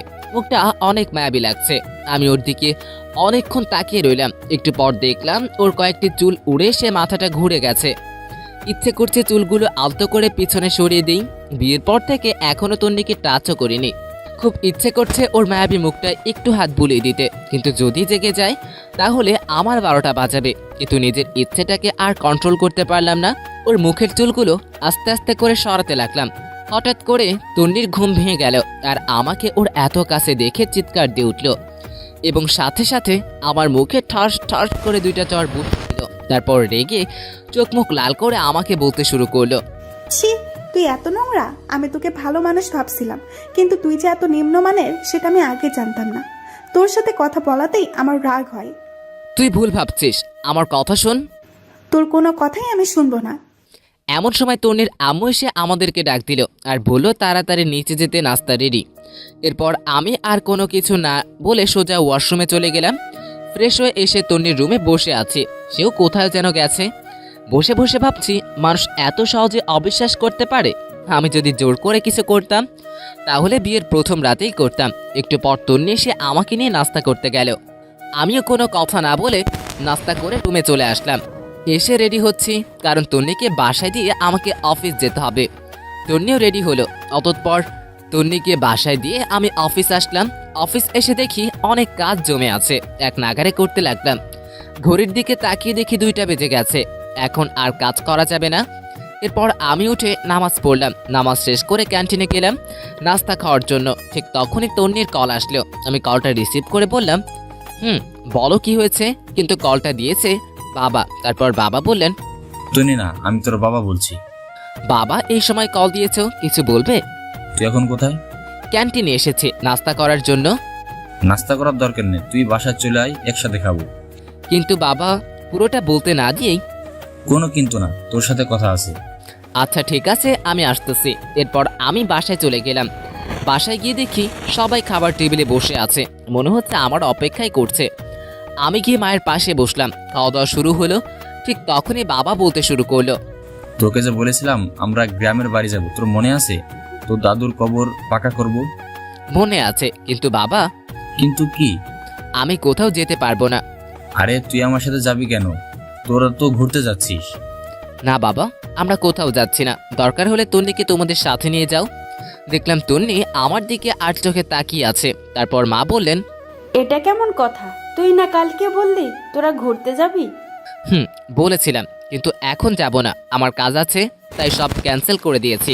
তারপর বাবা তন্নিকে জিজ্ঞেস করলেন ওনাদের সাথে যাবে কিনা। তন্নি না করে দিল। আমি আর কিছু না বলে সোজা রুমে চলে গেলাম। বিকেলবেলায় আর অফিস গেলাম না। তারপর বিকেলবেলায় সানি আর আয়মানের সাথে আড্ডা দিলাম অনেকক্ষণ। হঠাৎ করে আয়মান আমাকে বলে উঠল, এ অপূর্ব, তন্নি তোকে মেনে নিয়েছে নাকি এখনো পাগলামি করে? আমি টেনশনে পড়ে গেলাম। সত্যি বলবো নাকি মিথ্যা বলবো চিন্তা করতেছি। আমার চুপ করে থাকা দেখে সানি বলল, আমরা সব জানি, তবু তোর মুখ থেকে শুনতে চাই। তাহলে আমরা নিজেরা কিছু করে সব ঠিকঠাক করতে পারবো মনে হয়। সানি আর আয়মানের কথা শুনে একটু শান্তি লাগলো। আসলে বন্ধু ছাড়া কিছু হয় না, যদি হয় স্বার্থ ছাড়া বন্ধু। কারণ বর্তমানে দুনিয়াতে সবাই স্বার্থ খোঁজে, খুব কম মানুষই আছে তারা স্বার্থ নয়, বন্ধুত্বের ভালোবাসাকেই প্রাধান্য দেয়। তারপর আমি পুরো ঘটনা তাদের দুজনের মাঝে শেয়ার করলাম। এরপর আমি সানিকে বললাম, এই সানি, ফারিহাও তো আমাদের বন্ধু, তুই যে ফারিহাকে বিয়ে করেছিস সে কি তোর সাথে এমন করে? আরে না, ও আমায় অনেক কেয়ার করে। আরে সানি তো বাসরাতে হেয়াল মেরে ফেলেছে। এই কথা বলে সবাই হাসাহাসি শুরু করলাম। কিছুক্ষণ পর আয়মান আমাকে বলল, অপূর্ব শোন, একটা বুদ্ধি দেই, আমার ধারণা আশা করি 100% কাজে দেবে। আরে তাড়াতাড়ি বল। তুই আজ থেকে তন্নির কোনো কেয়ার করবি না, ওকে সবসময় এড়িয়ে চলবি, খারাপ ব্যবহার করবি, দেখবি সোজা হয়ে গেছে। আরে না, এটা কি করে হয়? আমি তো ওকে অনেক ভালোবাসি। আরে বেটা, ভালোবাসি বললে তো লাভ হবে না, ওর মনে ভালোবাসা আনতে হবে। আচ্ছা দেখি কি করা যায়। এরপর আরো কিছুক্ষণ আড্ডা দিয়ে আমি বাসায় চলে আসলাম। রুমে ঢুকলাম, সাথে সাথে তন্নি প্রশ্ন করা শুরু করলো, কোথায় ছিলি এতক্ষণ? অফিসে ছিলাম। অফিস কি 12টা পর্যন্ত হয় নাকি? সেটা তোর না জানলেও চলবে। আর আমি কি করব না করব, কোথায় যাব না যাব, তোকে বলতে হবে নাকি? আমাকে বলতে হবে না, এত রাত পর্যন্ত জেগে থাকতে আমি পারবো না। তোকে জেগে থাকতে কে বলেছে? তুই ঘুমা। তুই আমার সাথে এইভাবে কথা বলতেছিস কেন? কিভাবে বলছি? সারাদিন অফিস করে আসছি, বিরক্ত লাগছে এখন, তুই যা। ও, এখন তো বিরক্ত লাগবেই, তাই না? চুপ করবি নাকি কানের নিচে 2টা দিব? কি, তুই আমাকে মারবি? তোকে মারতে কারো পারমিশন লাগে নাকি? চুপ কর, না হলে লাথি দিয়ে রুম থেকে বের করে দিব। দেখলাম তন্নির চোখ মুখ লাল করে শুয়ে পড়ল। মনে মনে আয়মানকে ধন্যবাদ দিলাম। আসলে আপনারা যেমনটা দেখেছেন, বাস্তবে আমি তেমনটা নই। এমন ব্যবহারের মাধ্যমে যদি তন্নি ভালো হয়, সেজন্য এমনই করতেছি। আমি আর কিছু না বলে লাইট অফ করে সোফায় শুয়ে পড়লাম। সকালে ঘুম থেকে উঠে দেখি তন্নি বিছানায় নেই। আমি ফ্রেশ হয়ে নিচে গেলাম, দেখলাম তন্নি আব্বু আম্মুর ব্যাগ গুছিয়ে দিচ্ছে। আমি যাওয়ার পর সবাই নাস্তা করতে বসলাম। ঠিক তখনই মা বলে উঠল, শোন, একটা কথা বলতাম। বলো, কি বলবে? আমার যাওয়ার পর তন্নি একটু ওর বাপের বাড়ি যাবে, তুই একটু দিয়ে আসিস। আমার সময় নেই, যে যাওয়া সে একাই যাবে। আর বাপের বাড়ি থেকে তো কালকেই আসলো। আমরা যাওয়ার পর বাসায় তো কেউ থাকবে না, তুই থাকবি অফিসে, তাই বললাম। দেখো, এত কিছু আমি বুঝি না। ও গেলে একাই যাবে। আমি আর কিছু না বলে নাস্তা শেষ করে উঠে গেলাম। এরপর বাবা মাকে বাস স্টপে দিয়ে আসলাম। বাসায় এসে দেখি তন্নি নেই। তন্নিকে না দেখে কল দিলাম, কিন্তু কল ধরছে না। এবার আমি আর কল না দিয়ে রেডি হয়ে অফিস চলে গেলাম।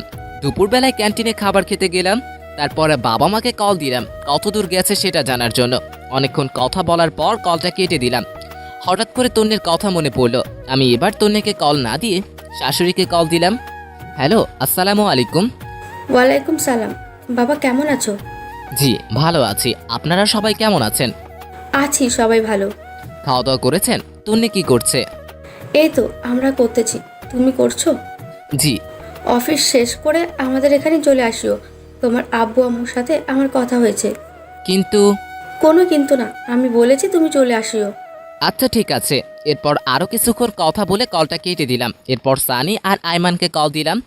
কল দিয়ে সবকিছু বললাম। ওরা বলেছে এইভাবে চালিয়ে যাওয়ার জন্য।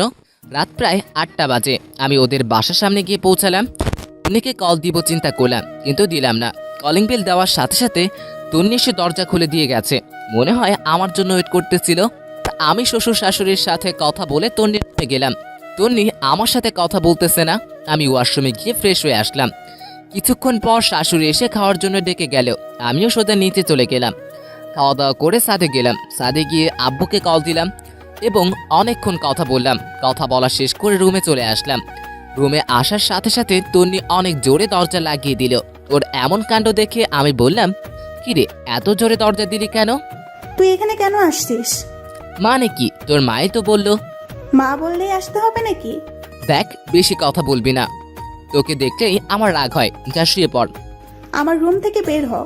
তুই কি আমাকে অপমান করছিস? ধরে নে তাই, তুই আমার রুমে থাকতে পারবি না।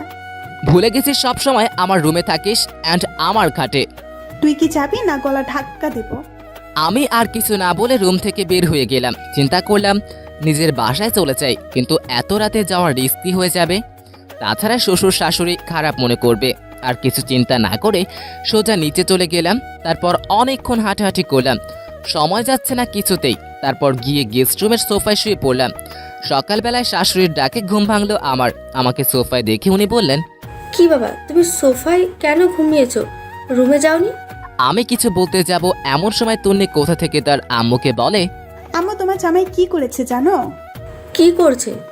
কালকে রাতে আমাকে একটা গান শোনানোর জন্য বলছিলাম, সে শোনায়নি, তাই শাস্তি দিয়েছি। আজকে আমার সাথে ঘুমাতে পারবে না।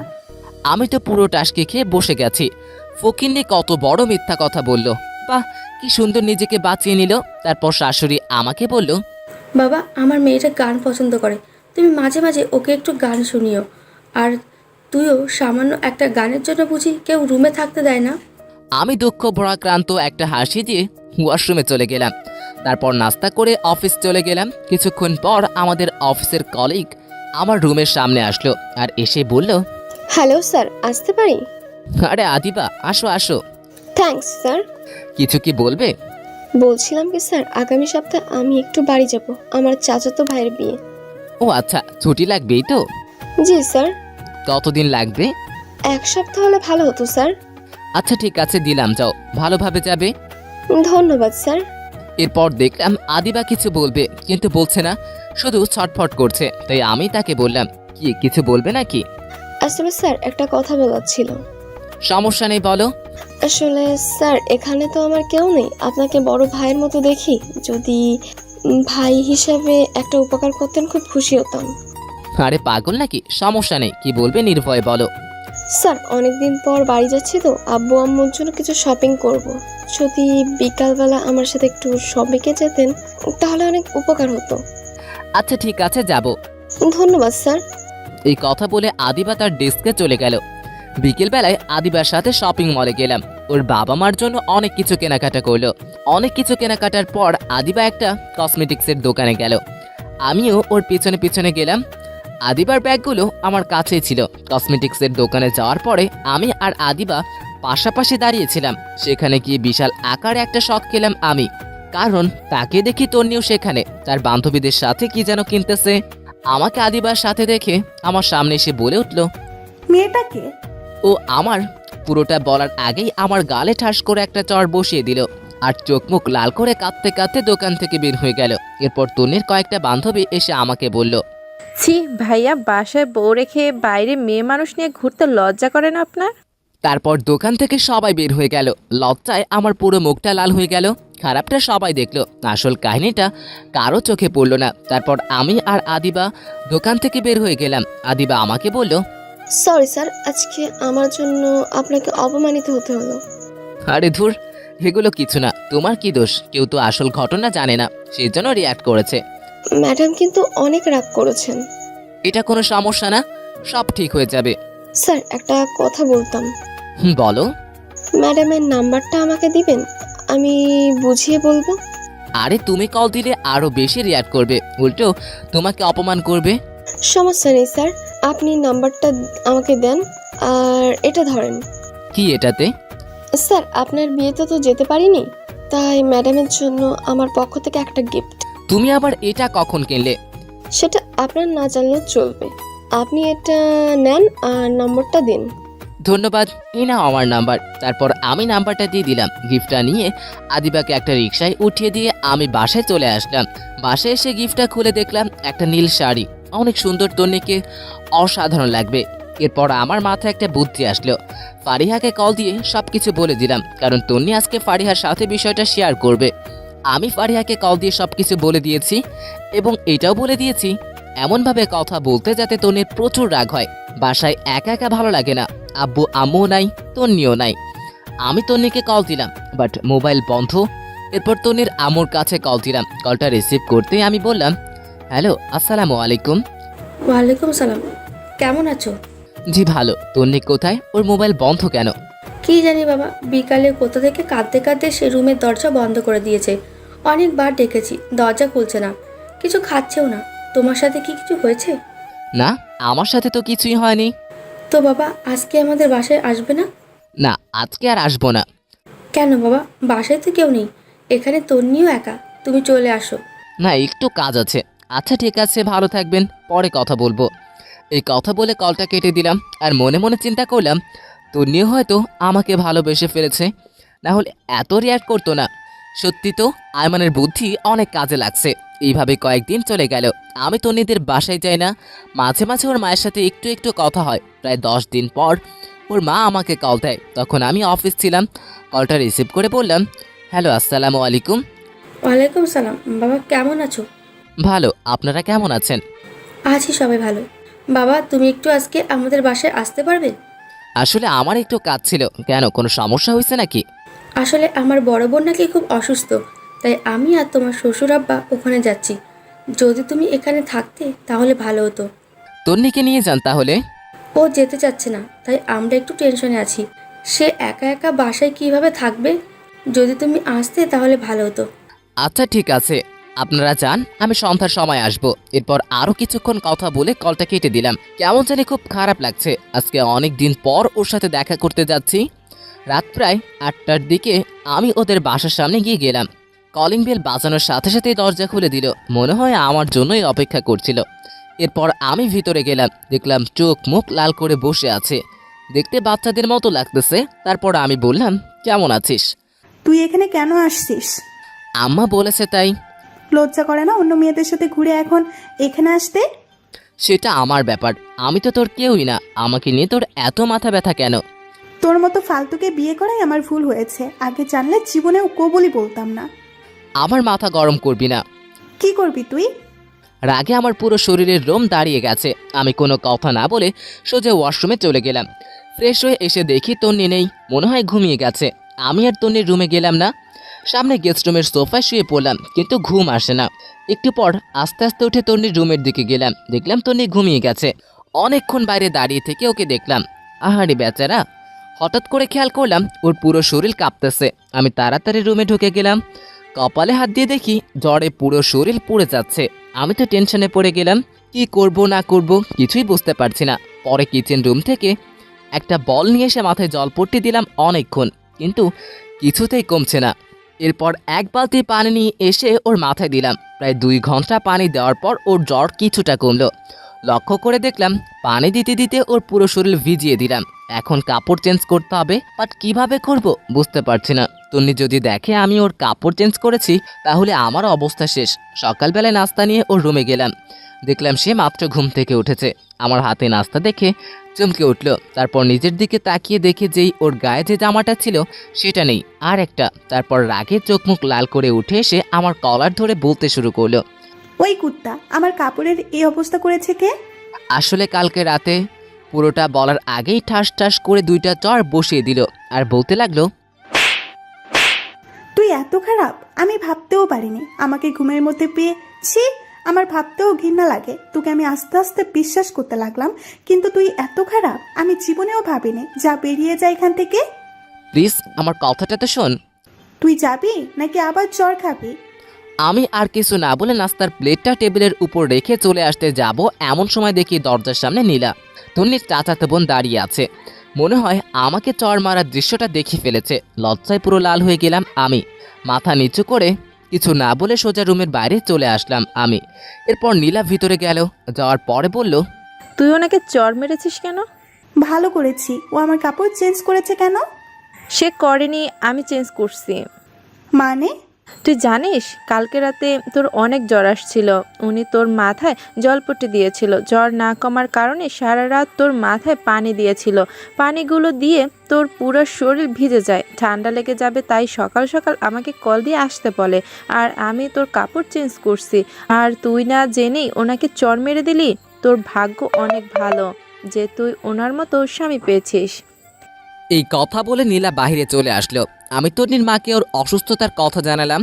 তারপর কিছু না বলে সোজা অফিস চলে গেলাম। এরপর থেকে তন্নিকে আর কোনো কল দেই না। তন্নির আমুর কাছে কল দিয়ে মাঝে মাঝে তাদের খবর নেই, জাস্ট এতটুকুই। কয়েকদিন পর বাবা মা চলে আসলো, এসে আমাকে বলল, কিরে বৌমা কই? ওর বাপের বাড়ি। তা তুই কি এতদিন ওইখানে ছিলি? না, মাঝে মাঝে যেতাম। চুপ কর বেয়াদব, তুই কি ভাবছিস আমি কোনো কিছু খবর রাখি না? ঘরে বউ রেখে অন্য মেয়ে নিয়ে ঘুরতে লজ্জা করে না? বৌমা আমাকে সব কিছু জানিয়েছে। বাহ, ফকিন্নি নিজের দোষ না স্বীকার করে আমাকে ফাঁসিয়ে দিল। জানি এখন সত্যি কথা বললে বাবা বিশ্বাস করবে না, তাই বলেও কোনো লাভ নেই। এরপর বাবা বললেন, এখন ওদের বাসায় যা, আর তন্নিকে তোর সাথে করে নিয়ে আয়। কিন্তু বাবা এখন তো পুরোটা বলতে না দিয়ে, কোনো কিন্তু না, যেটা বলছি সেটাই। এখন তো রাত হয়ে গেছে, এখন কিভাবে আনবো? কালকে সকালে নিয়ে আসলে হবে না? গদ্দপ, এখন আনতে কে বলেছে? তুই এখন যাবি, রাত থেকে সকালে নিয়ে আসবি। আমি কিছু বলতে যাব, এমন সময় বাবার দিকে লক্ষ্য করে দেখলাম রেগে আছে। তাই আমি আর কিছু না বলে তন্নিদের বাসার উদ্দেশ্যে রওনা দিলাম।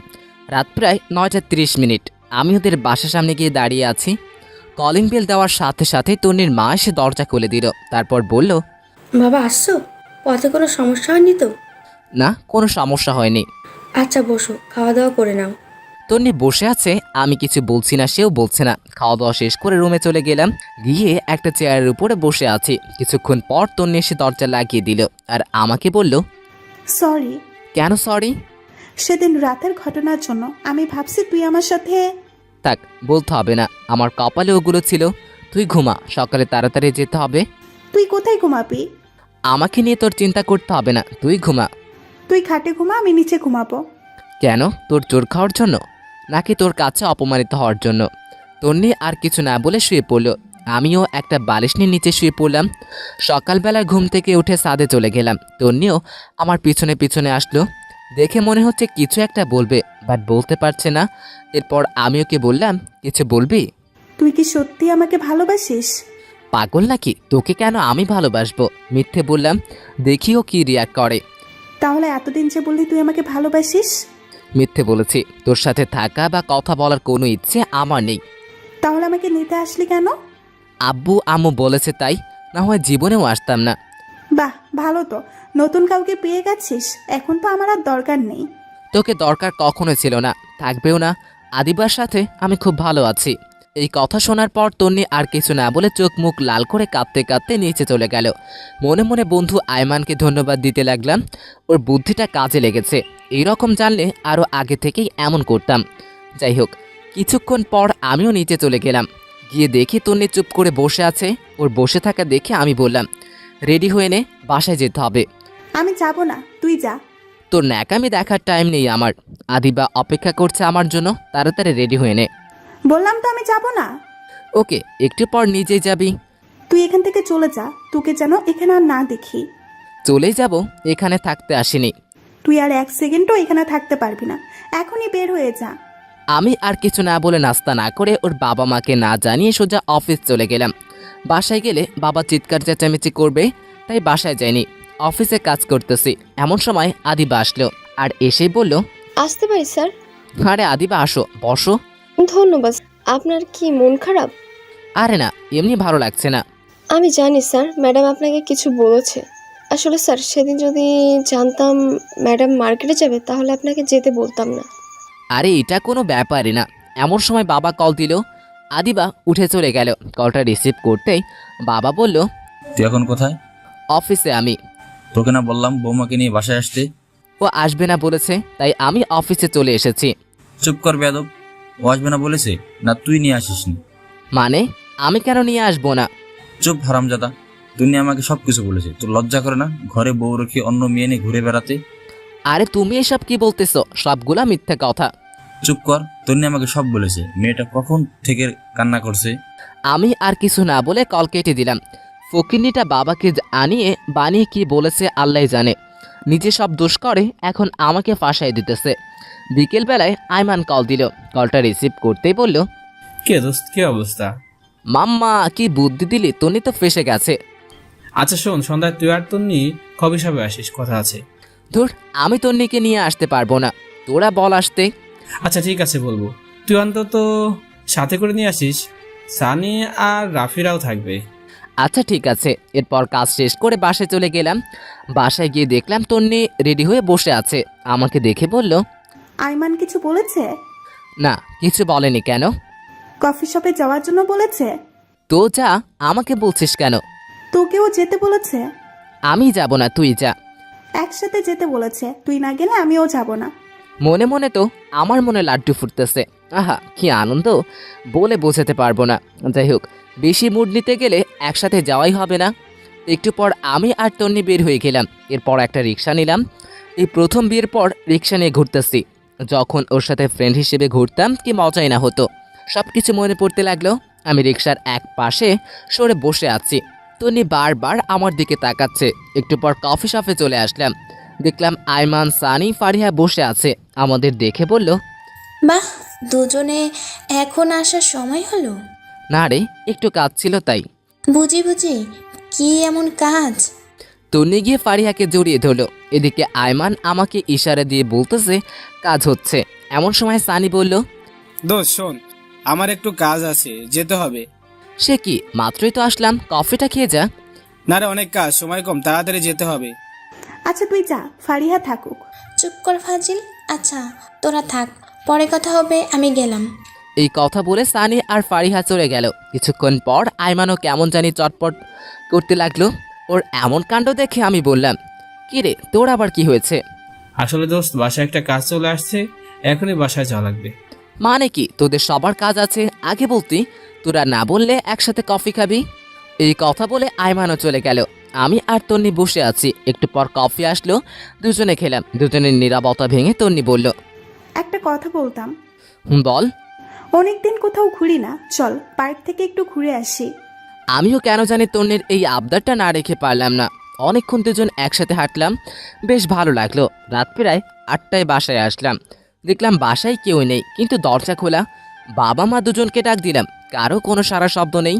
হঠাৎ করে দেখি তন্নি ভয়ে কাঁপতেছে।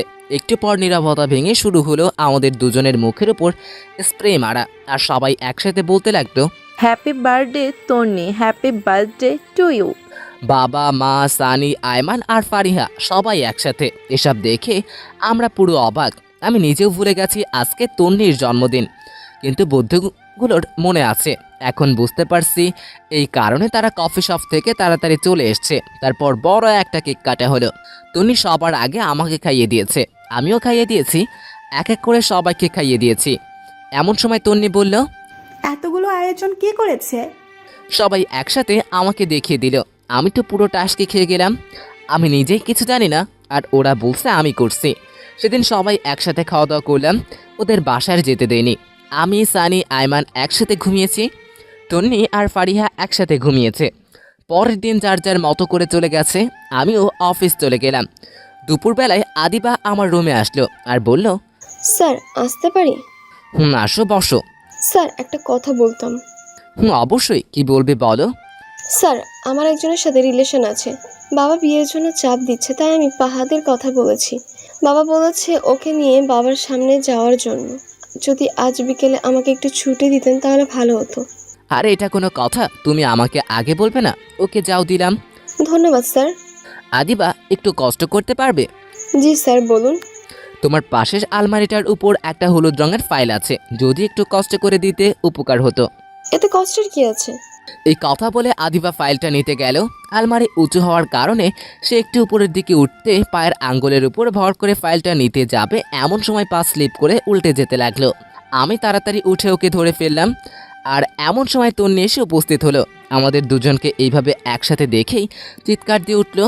তন্নির দিকে তাকিয়ে দেখলাম হাতে একটা টিফিন বাটি, মনে হয় দুপুরের খাবার নিয়ে আসছে।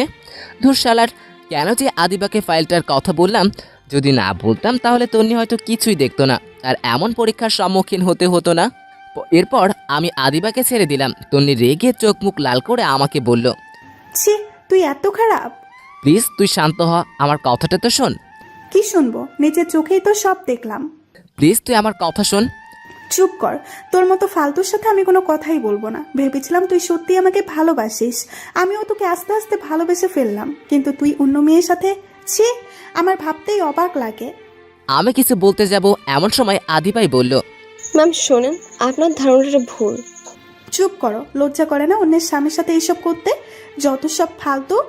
ম্যাম আপনি আমাকে যা ইচ্ছা বলতে পারেন, কিন্তু স্যারকে কিছু বলবেন না। স্যারের কোনো দোষ নেই। চুপ করো তুমি, সেদিন তো শপিং করতেও দেখেছি তোমাদের, আবার বড় বড় কথা বলছো, লজ্জা করে না? ম্যাম সেদিন রাতে আমি আপনাকে অনেকবার কল দিয়েছি সত্যিটা বলার জন্য, কিন্তু আপনি কল ধরেননি। সেদিন আমি স্যারকে জোর করে শপিং করতে নিয়ে গেছি। আসলে এখানে আমার কেউ নেই, স্যারকে নিজের ভাই ডাকি। একটা কাজিনের বিয়ে ছিল, প্রায় 6 মাস পর বাড়ি যাচ্ছি, তাই বাবা মায়ের জন্য কিছু কিনতে গিয়েছিলাম। আর আপনিও সেখানে আমাদেরকে দেখতে পেলেন, স্যারকে সবার সামনে চড়মত দেন। জানেন, সেদিন আমি আপনার জন্যই নীল শাড়িটা কিনেছিলাম।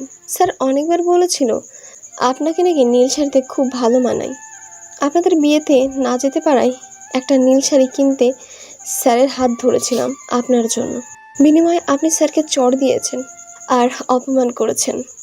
সেই দিনের কথা বাদ দাও, আজকেরটা তো আমি নিজের চোখেই দেখলাম। আজকে কি ছিল তাহলে? আমার একজনের সাথে রিলেশন আছে, বাবা বলেছে তাকে বাবার সাথে পরিচয় করিয়ে দিতে।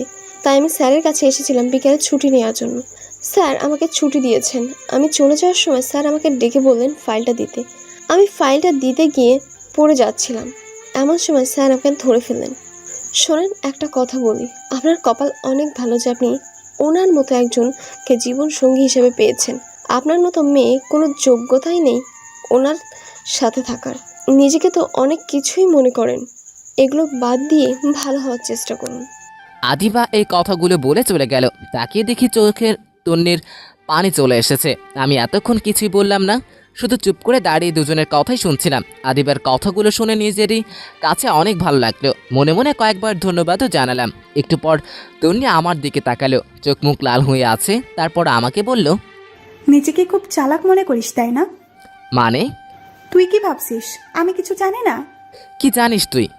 এই যে এতদিন অবহেলার নাটক করেছিস, তুই আমার সাথে খারাপ ব্যবহার করেছিস, নিজেকে হিরো ভাবছিস? মনে মনে ভাবতে লাগলাম, তন্নিকে এইসব কথা কে বলে দিল? শালা আইমান বলে দিল নাকি? এরপর আমি বললাম, এগুলো সব মিথ্যা কথা। আমি যা করেছি মন থেকে করেছি। তোকে এই কথাগুলো কে বলেছে?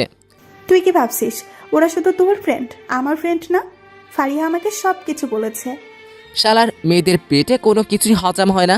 কি দরকার ছিল তন্নুকে এগুলো বলার? এরপর আমি বললাম, তোকে এই কথাগুলো ফারিহা বলেছে? দেখ ওর কি হাল করি। কি করবি তুই ফারিহার? তন্নি এই কথাগুলো বলে আস্তে আস্তে আমার দিকে এগোতে লাগলো।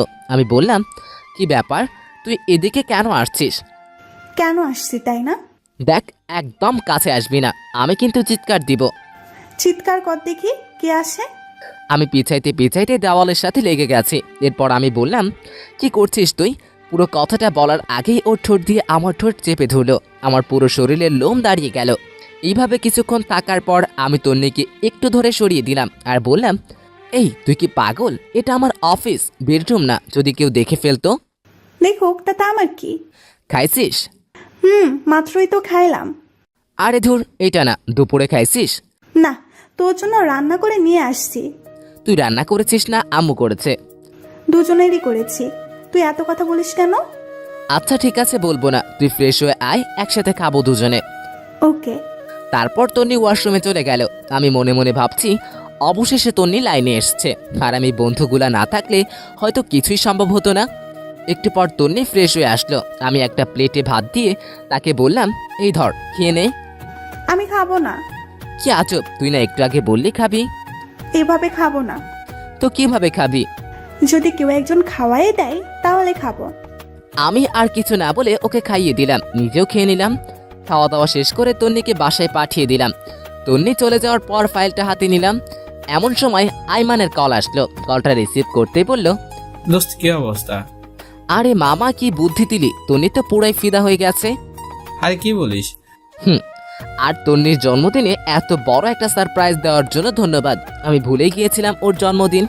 আরে মামা, সারপ্রাইজ কি দেখলে? আরো বড় সারপ্রাইজ হয়ে গিয়েছে। আরে কি বলিস, কি সারপ্রাইজ তাড়াতাড়ি বল। না, এখন বিকেলে সবাই কফি শপে আয়, বাকিরা আসবে, সবাই একসাথে বলবো। আচ্ছা ঠিক আছে। এই কথা বলে কলটা কেটে দিলাম। অফিস শেষ করে বাসায় গিয়ে তন্নিকে বললাম রেডি হতে। সে রেডি হতে চলে গেল। আমি রেডি হয়ে একটা কালো শার্ট পরে বাইরে এসে দাঁড়িয়ে আছি তন্নির জন্য। একটু পর তন্নিও আসলো। বা তন্নিও কালো শাড়ি পরেছে। আমি দেখে আরও একবার ক্রাশ খেলাম। হা করে তাকিয়ে আছি। একটু পর তন্নির ঝাঁকানিতে বাস্তবে ফিরে এলাম। তন্নি আমাকে বলল, এভাবে হা করে তাকিয়ে আছিস কেন? মশা ঢুকবে। আরে না, একটা কথা চিন্তা করতেছিলাম। কোচও চিন্তা করছিলি, এখন চা রিক্সা নিয়ে আয়। তারপর আমি একটা রিক্সা নিলাম। আমি একটু দূরে সরে বসতে চাইলাম। কিন্তু তন্নি আমার বাম হাতটা চেপে ধরে বসে আছে। একটু পর কফি শপে পৌঁছে গেলাম, দেখলাম সবাই বসে আছে। আমাদের দেখে সবাই দাঁড়ালো এবং ফারিহা বলতে শুরু করলো, কিরে আজ এত মেসিং, ঘটনা কি? কিসের? বুঝি বুঝি সবই বুঝি। আচ্ছা বুঝলে ভালো। এ হারামি চুপ কর, সবাই আগে বস। এরপর আমরা সবাই বসলাম। আইমান সবার জন্য কফির অর্ডার দিল। এরপর আমি বললাম, বন্ধু এবার বল কি এমন সারপ্রাইজ যেটা মোবাইলে বলা যায় না, এখানে বলতে হবে? দোস্ত আমার বিয়ে। সত্যি? সত্যি। তারপর আমরা সবাই আইমানকে কংগ্রাচুলেশন জানালাম। এরপর আমি বললাম, তো বিয়ে কবে? পরশুদিন। আর আমি আগে বলিসনি কেন? দোস্ত আমি নিজেও জানতাম না, আজকে সকাল আবু বলেছে। আচ্ছা শোন, কালকে তোরা সবাই থাকবি, অনেক কিছু কেনাকাটা করতে হবে। আমি পারবো না, তোরা সবাই আসিস। না পারলে তুই বিয়েতে আসিস না। ওরে ভাই কাঁদিস কেন? আচ্ছা ঠিক আছে আসবো। আমার কথা শুনে সবাই হাসতে শুরু করলো। তারপর অনেকক্ষণ কথা বলে আড্ডা দিয়ে যার যার মতো করে বাসায় চলে গেল। আমরাও বাসায় চলে আসলাম। আমি ফ্রেশ হয়ে বাবার সাথে কথা বলতেছি, তন্নি তখন ফ্রেশ হচ্ছিল। অনেকক্ষণ কথাবার্তা বলার পর রুমে চলে গেলাম। রুমে গিয়ে দেখলাম তন্নি সোফায় বসে আছে। আমি যাওয়ার সাথে সাথে আমাকে বলল, একটা কথা বলতাম। তো বল, অনুমতির কি আছে? আজকে খাটে ঘুমা, আমার কোনো সমস্যা হবে না। কেন, চোর খাওয়ার জন্য নাকি? দেখ এগুলোর জন্য সরি, তুই খাটে ঘুমা, আমার সমস্যা হবে না। দরকার নেই, তুই খাটে ঘুমা। এই কথা বলে আমি সোফায় ঘুমিয়ে পড়লাম। তন্নি মন খারাপ করে বিছানায় ঘুমিয়ে পড়লো। পরের দিন তন্নির ডাকে ঘুম ভাঙলো। ঘুম থেকে উঠে ফ্রেশ হয়ে নাস্তা করলাম। নাস্তা করে রুমে যাওয়ার পর আইমান কল দিল। কলটা রিসিভ করতে বলল, হ্যালো দোস্ত, কোথায় তোরা? তাড়াতাড়ি আয়, আমরা সব অপেক্ষা করছি। দোস্ত আমি না আসলে হয় না, তন্নিকে পাঠিয়ে দিব। ওকে, আমার বিয়েতে আসিস না। আচ্ছা রাগ করিস না, আসছি। তারপর তন্নিকে বললাম রেডি হতে। দুজনে রেডি হয়ে মার্কেটের উদ্দেশ্যে রওনা দিলাম। একটু পর মার্কেটেও চলে আসলাম। মার্কেটে আসতেই সানি আমাকে বলে উঠল, কি রে হারামি, এত দেরি হলো কেন? আরে বলিস না, তন্নি আটা ময়দা মাখতে মাখতে দেরি করে ফেলেছে। তন্নিকে রাগানোর জন্য বললাম। তন্নি রেগে লাল হয়ে গেল আর বলতে শুরু করলো, কি আমি আটা ময়দা মাখি? ওই হারামি, তুইও তো ঘুম থেকে উঠতে দেরি করছিস, এখন আমার দোষ দিতেছিস তাই না? এই তোদের ঝগড়া বন্ধ কর, দেরি হয়ে যাচ্ছে। আচ্ছা চল কেনাকাটা শুরু করি। শুরুতে সবাই একটা স্বর্ণের দোকানে গেলাম। তন্নি আর ফারিহা দুজনে আইমানের বউয়ের জন্য গয়না পছন্দ করতেছে। অনেক ঘাটাঘাটির পর অনেকগুলা জিনিস কিনলো। তন্নি একটা নেকলেস নিয়ে বারবার নিজের গলায় জড়িয়ে দেখতে লাগলো। আমি সেটা খেয়াল করে দেখেছি, মনে হয় ওর নেকলেসটা পছন্দ হয়েছে, কিন্তু কিছুই বলছে না। যারা কষ্ট করে গল্প পড়ে লাইক কমেন্ট করে উৎসাহিত করেন তাদের প্রতি অন্তঃস্থল থেকে ভালোবাসা রইল এবং অনুরোধ রইল সব সময় গল্প পড়ে লাইক কমেন্ট করে পাশে থাকবেন। ভালোবাসা অটুট থাকুক যুগ থেকে যুগান্তর। তন্নি আমার দিকে বারবার তাকাচ্ছে। আমিও দেখে না দেখার ভান করে সানির সাথে কথা বলতেছি। এরপর সবাই একটা শাড়ির দোকানে গেলাম। শাড়ির দোকানে গিয়ে সবার জন্য শাড়ি কিনলো। আইমানের মা, বোন, খালা আরো অনেকের জন্য কিনা হলো। কিছুক্ষণ পর তন্নি একটা নীল শাড়ি নিজের গায়ে জড়িয়ে আমাকে বলল, এই অপূর্ব, বল। শাড়িটা খুব সুন্দর তাই না? আমাকে ভালো মানিয়েছে। তো এখন কি করব? না এমনি বললাম। বা ফকিন্নি সবকিছু ঠিক করে নিয়েছে। দাম দেওয়ার জন্য আমাকে এই কথাগুলো বলেছে। আর তন্নিকে এই শাড়িটায় বেশ বানিয়েছে। আমি দোকানদারকে বললাম শাড়িটা একটা আলাদা প্যাকেট করে দিতে। তন্নির মুখে এক রাজ্যের হাসি দেখলাম। কিছু না বলে তাড়াতাড়ি ব্যাগটা হাতে নিয়ে বসে আছে। আরো অনেক কিছু কেনাকাটা করার পর সবাই বাসার উদ্দেশ্যে রওনা দিলাম। আমরা সানি আইমানের কাছ থেকে বিদায় নিয়ে একটা রিক্সা নিলাম। একটু পথ যাওয়ার পর রিক্সাওয়ালাকে বললাম, মামা একটু দাঁড়াবেন? এই তোর আবার কি হলো? তুই বসে থাক, আমি একটু আসছি। এই কথাটা বলে আমি আবার মার্কেটে গেলাম। গিয়ে তনির পছন্দ করা নেকলেসটা কিনে নিলাম। দাম বেশি হয় ক্যাশ টাকা দিতে পারিনি। দোকানদারের বিকাশ নাম্বার নিয়ে কলিগকে দিয়ে বিকাশের টাকা পাঠিয়ে দিলাম। এরপর রিক্সায় আসলাম। রিক্সায় বসতেই তনি বলে উঠল, কিরে কোথায় গিয়েছিলি? সেটা তোর না জানলেও চলবে, মামা চলেন। কিছুক্ষণ পর বাসার সামনে চলে আসলাম। বাসার সামনে এসে আমি তন্নিকে উপরে পাঠিয়ে দিলাম। রিক্সা ভাড়া দিয়ে আমি উপরে গেলাম। দেখলাম তন্নি রুমে নেই, মনে হয় ওয়াশরুমে গেছে। আমি নেকলেসটা ওর ড্রয়ারে রেখে দিয়েছি। একটু পর তন্নি ওয়াশরুম থেকে বের হলো। খুব হাসি খুশি লাগছে। তারপর নিচে গিয়ে খাওয়া দাওয়া করে আগের দিনের মতো সোফায় শুয়ে পড়লাম। তন্নি কিছু বলতে গিয়েও বলেনি। পরের দিন আইমানের বিয়ে। সকাল থেকে শুধু কল দিয়ে যাচ্ছে। আমি ঘুম থেকে উঠে দেখি তন্নি মায়ের সাথে রান্নাঘরে কাজ করছে। কিছু না বলে ফ্রেশ হতে চলে গেলাম। একটু পর নাস্তা করে রেডি হয়ে তন্নিকে বললাম তাড়াতাড়ি রেডি হতে। আমরা বিয়েতে যাব আর অনেক কাজ আছে। তন্নি হ্যাঁ সূচক ইশারা দিয়ে চলে গেল রেডি হতে। আমি বাইরে গিয়ে দাঁড়িয়ে আছি। একটু পর তন্নি রেডি হয়ে আসলো। আমি তো দেখে আবারও ক্রাশ খেলাম, চোখ সরাতে পারছি না। কালকে সেই শাড়িটা পরেছে আর গলায় নেকলেসটা পরেছে, সাথে হালকা লিপস্টিক। ওহ, মাথা নষ্ট করে দিচ্ছে। আমি হাঁ করে তাকিয়ে রইলাম। কিছুক্ষণ পর বুঝলাম কেউ একজন আমাকে ধাক্কা দিচ্ছে আর বলতেছে, কি রে এমন হা করে কি দেখছিস? মনে হয় আগে কোনোদিন আমাকে দেখিসনি। দেখেছি, তবে আজকে একটু অন্যরকম লাগছে। এবার তন্নি আমার কথা শুনে লজ্জায় লাল হয়ে গেল, দেখতে আরো বেশি কিউট লাগছে। এরপর একটা রিক্সা নিয়ে রওনা দিলাম। তন্নি আমার বাম হাতটা চেপে ধরে রেখেছে। একটু পর বলল, ধন্যবাদ। হঠাৎ ধন্যবাদ? এই যে আমার পছন্দের নেকলেসটা কিনে দিলি তাই। এখানে ধন্যবাদ দেওয়ার কিছুই নেই। তুই কি কালকে দোকানে আমায় খেয়াল করেছিলি? একটু একটু। দুজনে কথা বলতে বলতে আবার মার্কেটে চলে গেলাম। এরপর বিয়ের জন্য একটা গিফট কিনলাম। এরপর আয়মানদের বাসায় চলে গেলাম। সারাদিন খাওয়া দাওয়া আর মেহমানদের নিয়ে বিজি ছিলাম সবাই। সন্ধ্যার পরে আয়মান এসে আমাকে বলে উঠল, দোস্ত একটা কাজ করতে হবে। কি কাজ বল? তুই আর তোর নিয়ে আমার বাসর ঘরটা সাজিয়ে দে। কিন্তু পুরোটা বলতে না দিয়ে, কোনো কিন্তু না, প্লিজ দোস্ত না করিস না। সানিকে বাবার সাথে বাজারে পাঠিয়েছি, আর ফারিহা মিলির সাথে আছে। আচ্ছা ঠিক আছে। ওইখানে ফুল আর সব জিনিস আছে। বাবা থাকলে বাবা তোকে বলতো, আমার তো একটু লজ্জা লাগছে, তাই অন্য কাউকে বলিনি। হয়েছে, আর লজ্জা পেতে হবে না, যা আমি দেখতেছি। এরপর তনুকে খুঁজতে লাগলাম। দেখি নতুন বউয়ের সাথে সেলফি তুলছে। সারাদিন কয়েক হাজার সেলফি তুলেছে, তাও মন ভরেনি। আমি ইশারা দিয়ে তন্নিকে ডাক দিলাম। এরপর আসলো, এসে বলল, বল কেন ডেকেছিস? আরে বাসর ঘর সাজাতে হবে, এখানে নাকি কেউ পারে না। আরে কি বলিস, এখনো সাজাইনি? সাজালে কি তোকে ডাকতাম নাকি? আচ্ছা ঠিক আছে চল। এরপর তন্নি আর আমি বাসর ঘর সাজাতে লাগলাম। সাজানো প্রায় শেষ। হঠাৎ করে তন্নি বলে উঠল, জানিস বাসর ঘর নিয়ে আমার অনেক স্বপ্ন ছিল। তাই নাকি? জানিস আমি কি কি কল্পনা করেছি বাসর রাত নিয়ে? কি কি? আমার জামাই আসবে, আমি লজ্জায় ঘোমটা দিয়ে রাখবো, সে ঘোমটা সরাবে, তারপর আমি তার পা ছুঁয়ে সালাম করব, তারপর সে আমাকে গান শোনাবে, আমি তাকে শোনাবো, তার কোলে মাথা রেখে ঘুমাবো, কিছুক্ষণ নাচবো, তারপর দুজন সাথে গিয়ে চাঁদ দেখবো, সে আমাকে দোলনায় দুলাবে, হঠাৎ করে বৃষ্টি হবে। তুই পাগল নাকি? চাঁদ উঠলে আবার বৃষ্টি হয় কিভাবে? তুই চুপ থাক। তারপর আমরা অনেক সময় ধরে ভিজবো, তারপর আবার রুমে চলে আসবো, আমি তার বুকে মাথা রেখে ঘুমিয়ে পড়বো। আমি তন্নির কথাগুলো শুনে একটু অভিমানের ভঙ্গিতে দাঁড়িয়ে দাঁড়িয়ে আয়মানের বাসর ঘরে গোলাপ ফুল ছিটাচ্ছি। আমার এমন মুখ দেখে তন্নি বলে উঠল, কি রে তোর আবার কি হলো? কই কিছু না তো। মুখটা এমন প্যাঁচার মতো করে রাখছিস কেন? সবার কপালে কি আর বাসর রাত থাকে? অভাগাদের কপালে কিছুই থাকে না। হইছে আর ঢং করতে হবে না। এই নে এটা ধর। কি এটাতে? শেরওয়ানি। আমরা এখন বাসায় যাব, আমরাও বাসর করব। কি? আমি একটা লাল বেনারসি শাড়ি পরবো, তুই 30 মিনিট পরে রুমে যাবি। 30 মিনিট কি করবি? এত কিছু তোর জানতে হবে না, যা বলছি তাই করবি। আচ্ছা ঠিক আছে, কিন্তু এত কিছু তুই কখন করলি? সারপ্রাইজ কি তুই একাই দিতে পারিস? আমি পারি না? আমি আর ফারিহা মিলে এসব করেছি। এখন তুই যা, বাসায় যাব। ওকে। এরপর একটা সিএনজি নিয়ে আমি আর তন্নি তাড়াতাড়ি বাসায় গেলাম। বাসায় গিয়ে আমি শেরওয়ানি পরে রেডি হয়ে বসে আছি। কখন 30 মিনিট হবে ঘড়ির দিকে তাকিয়ে আছি। আমি বাসর ঘরের দিকে যাচ্ছি। কেমন জানি লজ্জা লাগতেছে। সবসময় একই রুমে থাকি, তবু আজকে কেমন জানি লাগছে। ধুর, এত শরম পেয়ে লাভ নেই, আগে ভিতরে যাই। আস্তে করে দরজাটা খুলে ভিতরে গেলাম। তন্নি বড় একটা ঘোমটা দিয়ে বসে আছে। আমি গিয়ে ঘোমটা উঠালাম।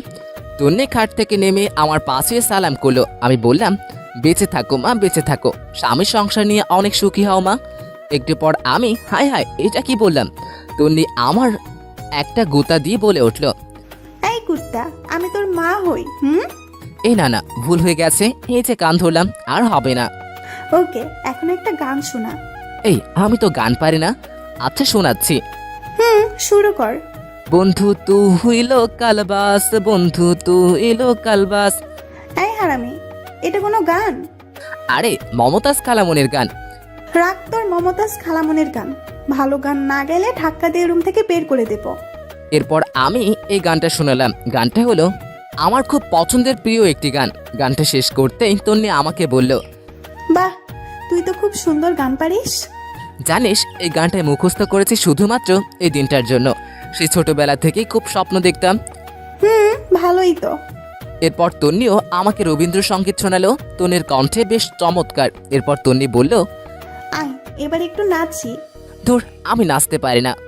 হালকা নাচ, যেমন তেরিমেরি গানটাতে হালকা নাচি। আয়। আমি তো সানি লিওন, আর ওর বাঁশির গান ছাড়া নাচতেই পারি না। মায়ের খাবি কিন্তু। এরপর উড়াধুরা কিছু নাচ দিলাম দুজনে মিলে। আমি তো হাসতে হাসতে শেষ। তন্নি বলল, চল সাথে যাব। আচ্ছা ঠিক আছে চল। এইভাবে না, আমাকে কোলে করে নিয়ে চল। কি আর করার। এরপর তন্নিকে কোলে করে সাদে নিয়ে গেলাম। এই ফার্স্ট টাইম কোনো মেয়েকে কোলে নিলাম। সাদে গিয়ে তন্নিকে কোল থেকে নামিয়ে দিলাম।